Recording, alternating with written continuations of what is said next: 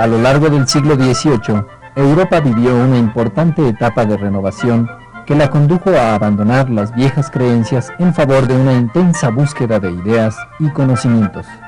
Este periodo histórico, conocido como la Ilustración, se caracterizó porque gran parte de los hombres de este tiempo confiaron totalmente en la razón como fundamento para generar nuevas explicaciones y saberes sobre el mundo que les rodeaba. Mediante el empleo del razonamiento, pretendían dejar atrás las creencias religiosas tradicionales a las que concebían como la herencia de una etapa de oscuridad e ignorancia marcada por la superstición. Los científicos e intelectuales del siglo XVIII encontraron en la razón una nueva vía para alcanzar la verdad.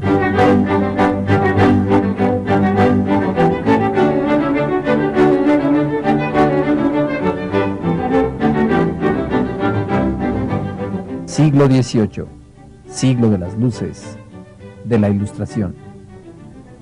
La luz es el símil, el motivo que cubre este periodo histórico, precisamente porque los científicos y pensadores de aquella época pretendían iluminar con la luz de la razón todas las esferas de la vida del hombre. El conocimiento buscaba entonces sustentarse con argumentos, haciendo a un lado las creencias tradicionales y las leyendas. Los científicos y pensadores ilustrados confiaron de manera absoluta en el poder de la razón y en la idea de que era posible para el hombre trazar un camino donde el progreso ilimitado fuera una constante.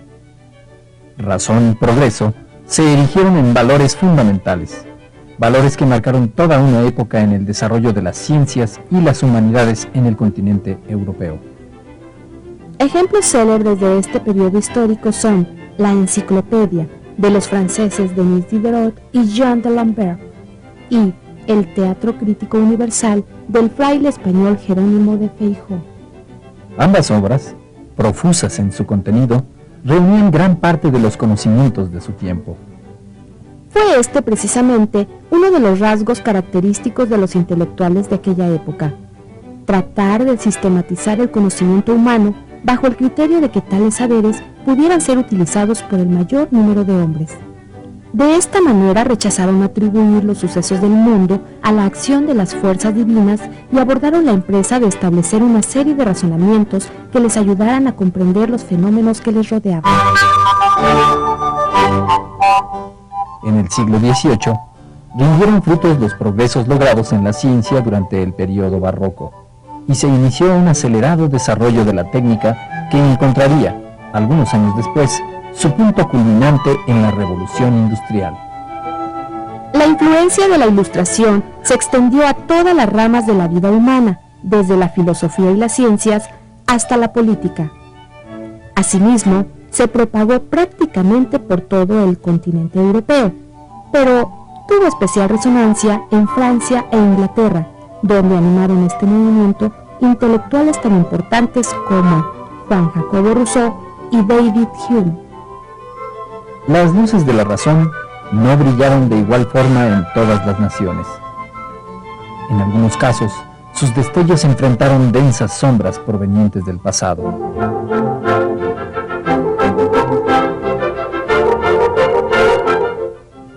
Si bien la idea del progreso ilimitado, propuesta por los pensadores de la Ilustración, se apoderó casi por completo del territorio europeo, no en todos los países del viejo continente se vivió este movimiento de igual forma.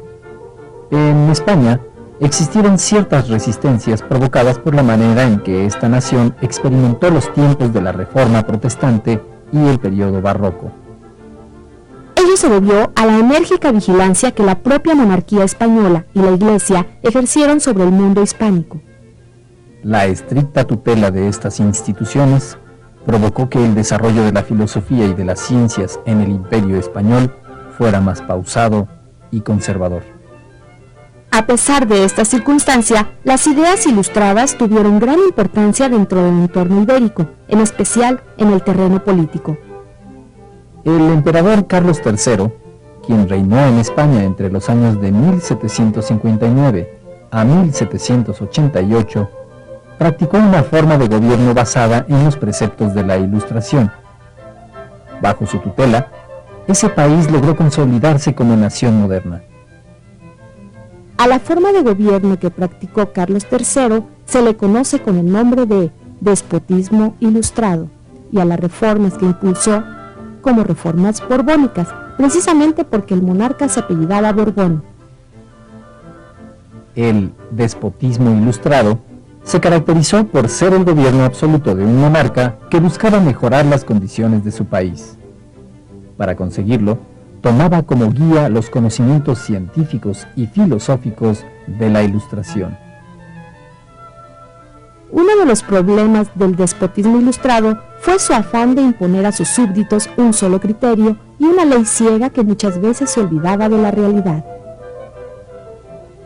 En el caso específico de España, Carlos III se valió de esta forma de gobierno para reducir el poder de la Iglesia y reforzar el del rey. Su estrategia fue particularmente significativa si se considera el poder que la Iglesia Católica ejerció sobre este país en los tiempos de la Reforma. El régimen de Carlos III promovió importantes reformas económicas, sociales y políticas que condujeron a España a un periodo de auge. Estos cambios recibieron el nombre de reformas borbónicas, por ser ese su apellido.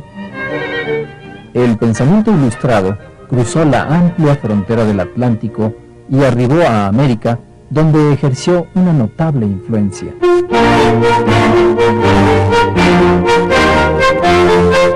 Aquellas ideas llegaron a México a través de los españoles, quienes las compartieron con los habitantes de nuestro país. Aquí, los conceptos de la Ilustración adquirieron un matiz propio y su influencia alcanzó a los virreyes que la gobernaron a partir de 1766. En ese entonces, México era una colonia de España y su situación política dependía en gran parte de las decisiones tomadas desde el país europeo. Para México, conocido en aquel entonces también como la Nueva España, el siglo XVIII fue un siglo de contrastes, donde se registraron importantes progresos y se agudizaron los conflictos que posteriormente provocarían la independencia. En los campos de la instrucción pública, las ciencias y las artes se vivieron adelantos significativos. El gobierno virreinal invirtió grandes sumas de dinero en el fomento a las ciencias naturales, la química y la mineralogía. Este progreso se debió a la labor desempeñada por los reyes españoles a partir de Carlos III. El impulso al conocimiento, claramente influenciado por las ideas de la Ilustración, transformó de manera significativa la vida en México. Alejandro von Humboldt describiría en 1803 de la siguiente manera el paisaje de la ciudad capital. Ninguna ciudad del nuevo continente, sin exceptuar las de los Estados Unidos, presenta establecimientos científicos tan grandes y sólidos como la Ciudad de México. Citaré la Escuela de Minas, dirigida por el sabio Eluyar, el Jardín Botánico y la Academia de Pintura y Escultura, conocida con el nombre de Academia de las Nobles Artes. Lo que Humboldt observó fue el resultado del proceso que se vivió durante el siglo de las luces en nuestro país. A pesar de haber promovido el conocimiento, la educación y las artes, Carlos III también impuso ciertas medidas poco afortunadas, las cuales generaron conflictos y situaciones desfavorables en la colonia. Una de ellas fue la expulsión de los jesuitas del territorio de la Nueva España. En consecuencia, abandonaron nuestro país destacados intelectuales. Entre aquellos brillantes jesuitas se encontraban Diego José Abad, considerado como el latinista más ilustre que ha tenido México, Francisco Javier Clavijero, autor de la Historia Antigua de México, y Francisco Javier Alegre, quien tradujo la Ilíada. Otra decisión poco afortunada de Carlos III consistió en negar a quienes habían nacido en América la posibilidad de obtener puestos importantes dentro del gobierno virreinal.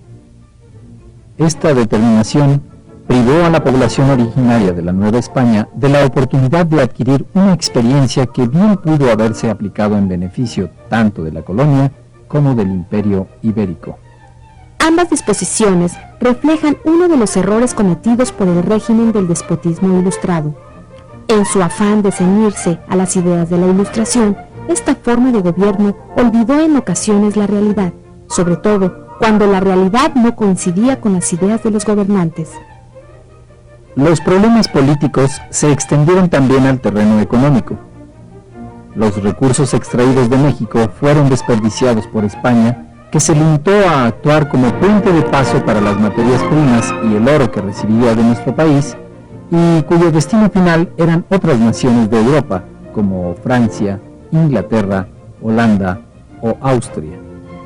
En lugar de impulsar el desarrollo de la industria y el comercio, España simplemente explotaba los recursos naturales provenientes del Nuevo Mundo. La Ilustración fue un gran movimiento intelectual del siglo XVIII que preparó los grandes cambios que iban a modificar la faz del mundo. Representó la puerta de entrada a una nueva época donde la razón y el progreso se consolidaron como piezas fundamentales de la sociedad. Lo paradójico es que aquellas ideas sirvieron para dos fines encontrados: el encumbramiento de un régimen como el despotismo ilustrado y el impulso a la eterna búsqueda de la libertad por parte de los hombres, impulso que encontró frutos en sucesos tan relevantes como la Revolución Francesa, la independencia de los Estados Unidos y la independencia de México. El caso de nuestro país fue ejemplar. Las ideas rebasaron los límites a los cuales quiso someterlas Carlos III con el despotismo ilustrado. Las obras de los filósofos franceses hallaron en México ardientes admiradores. Su influencia fue el punto de partida para algunos de los hombres que años después lucharían por la independencia de la Nueva España.